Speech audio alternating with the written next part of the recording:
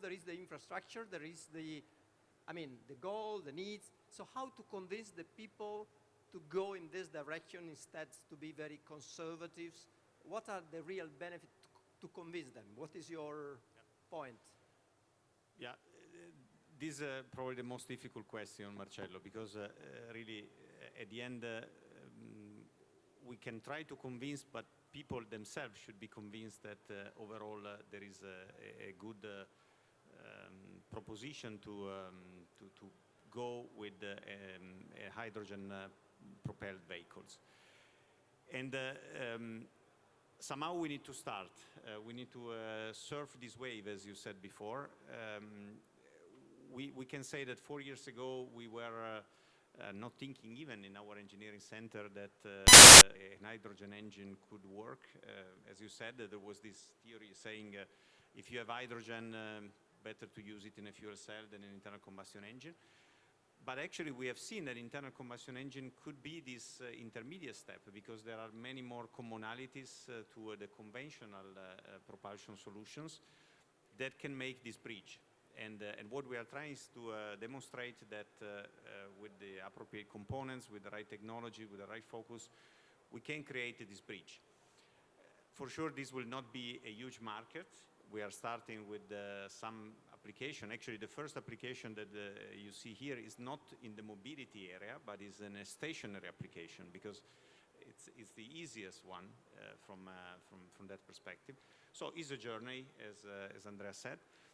But we think that somehow we need also to prove to the technical community, also to the policymaker, that hydrogen can really be a solution. And as Dumarey, we are really trying to promote this kind of approach. Also, I mean, we presented a paper at the Vienna Motor Symposium, a well-known conference for internal combustion engine 3 years ago, and I mean, we were one of the first doing that. Last year, Toyota actually had the presentation of a small internal combustion engine powered by hydrogen. And for example, Toyota is using the example of motorsport to promote hydrogen and ensure, for example, demonstrate that it's safe, it can be used even in a sporty car.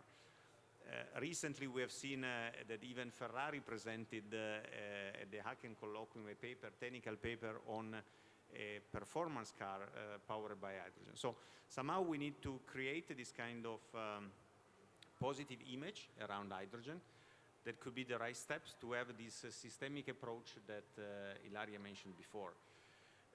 Because very practically, just to make an example, if you would like to convert a diesel bus in a hydrogen bus, today in Italy, there is not even the legislation that allows you to do so. While, for example, in Spain, it's there. In France, they are moving. So there are still rules that are not clear, and this is a barrier to promote let's say, the hydrogen propulsion as a potential solution. So we need to create this kind of environment, positive environment, and hopefully we are giving our contribution on the engineering side with our work. So there is still a long way to run, but the direction is quite clear. But let's just stay in the side of the customer, because at the end the customer is just looking usually not so far away. The customer just look into the pocket, what is running, and then is just trying to understand it is convenient or not.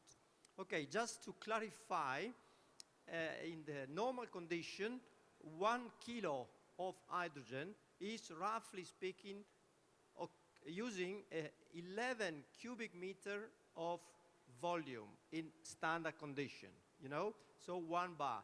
It means that inside of this room, roughly speaking, we stay, let's say, 1 kilo or something like that. To run a bus, we need at least 20 kilos, okay? Toyota Mirai nowadays has something about 5, 6, okay? So definitely there is no way to use at 1 bar.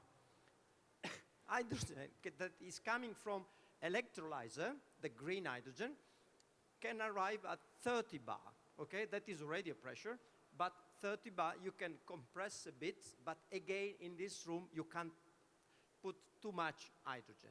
That is the reason for which we have to go to 700 bar. Very good tanks, very robust. Now, the question is, what is behind this, let's say, effort in terms of energy for the whole system in running to such a high pressure? So what is the cost, compression, and how actually this 700 bar can go to the car? Then you start from 700 bar, and then you have to go to the engine or to the fuel cell, usually a very much lower pressure. This specific point, that is how much energy you are losing, what is in some sense the cost and the risk of managing this specific aspect. To have hydrogen at 700 bar and then to move back at 2 bar. Considering that for the green hydrogen, we're starting from 30. So all this jump in pressure at the end is a cost. What is your feeling about that? Just to convince again the customer. Yeah, clearly efficiency is a key topic, but depends also by what kind of alternatives you have. So at the end, we are targeting decarbonization, and then there are solutions that are under development, are already available. Clearly, if we compare a liquid fuel as we have now with hydrogen that need to be compressed and converted, and then if you just compare the energy required, then could be not the winner, the hydrogen. But if the target is at the end decarbonization, we have to put some more energy, not only energy to produce, but energy in terms of change of thinking, way of thinking, to reach the target. In terms of pressure management, I believe that this is not an issue because, as I said already before, companies are used to develop components for high pressure. The CNG, for example, is the starting technology. Again, the pressure are different, but the base technology is common. The approach to the design, the approach to these kind of challenges is common. So we are not talking about rocket science or something that is totally new in the engineering field. So clearly, starting from very high pressure, drop the pressure to what is required for a fuel cell for internal combustion engine, need technologies that are available, maybe are a little bit more, let's say, advanced than what was used for hydrogen, because, for example, is required to have variable pressure control to optimize the working of the engine or the fuel cell, but is something that can be managed with the technology we already have. So I don't see a big challenge for that. So the message is, because we want to decarbonize the transportation, we have to pay something, basically. So let's consider to go to the supermarket and to buy a washing machine. They are suggesting you different washing machine. At the end, you have a washing machine of category A++. That is very, very efficient, very energy saving, but it costs 200 euro, 300 euro more. If you buy this other washing machine very cheap, is class G, E, or Z, I don't know if it does exist, it costs, it consumes a lot of energy, but it costs 200 euro less. So the customer usually has such a kind of doubt. In this case, we are suggesting to the customer to save energy. Now we have to ask them to save CO2 around, okay? So to decarbonize the process. So not so easy to convince the customer to go in this direction because CO2 is not actually staying in its own pocket, correct? CO2 is just in the atmosphere, but it's not coming in the pocket. So the last message, in some sense, for a better understanding this approach, you say correctly that managing a transportation with hydrogen has some trouble, but can be managed. But again, is an issue related to the, let's say, increase of the cost and how much this cost can be, let's say, accepted by the customer in some sense. So how to convince them that we need a car class A++ or even more, paying, of course, a bit more. So how to manage even the material, because at the end, if we will be able to find a car that is a cost like a very basic car, of course, the customer will be much more happy to go there. So your feeling on how we could manage this issue, on convincing the customer to go there, but in the same time to try to reduce the price in order to convince them to come in? Well, difficult question. not easy at all. I would leave the question to my colleagues, but I would try to give an answer.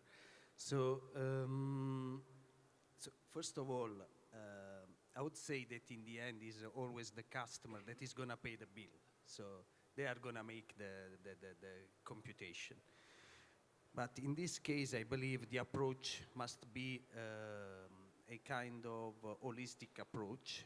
And what I mean with the holistic approach is that we have to put together many aspects that will drive the customer to make a decision. I try to be more concrete. So if we think about mobility, hydrogen mobility as a reality, and it is a reality, I will give you some example later on, we have to think in a different time frame. So as a company, but I believe this is something that you can even accept, we do not believe that private mobility will be the beginning of this mobility. Most probably it will come in the end of this change. So the customer we have to convince at the beginning is not the private user. I'm sorry for Andrew that has some doubts about his Mirai. We have doubts with our Mirai because every time we do a test, then we have to put on a truck to go to Bolzano to refill and bring it back. But it happens in real life. So we don't have to convince this customer at the beginning. So there are guys here that are more experienced than me, like Andrea, and they have seen this already happening in the past with natural gas, where the service station and filling station were not spread around, the technology was there, the cost was high. So what happened at that time? And what will happen, what is happening? So basically, what is going to happen is that the mobility will start where you can take under control the filling station, you can take under control the cost. And most probably for these specific fields, there are some incentives coming from politics, because they have to push the technology, like it is happening for electric mobility right now, so for private cars. So what I mean is we will see the mobility and the hydrogen mobility starting from public transportation, off-road application, and some mid-heavy-duty logistics application. So this will be our customer. And I believe we have to educate them, educate in the English meaning about safety, about the advantages, about the possibilities, the possibility that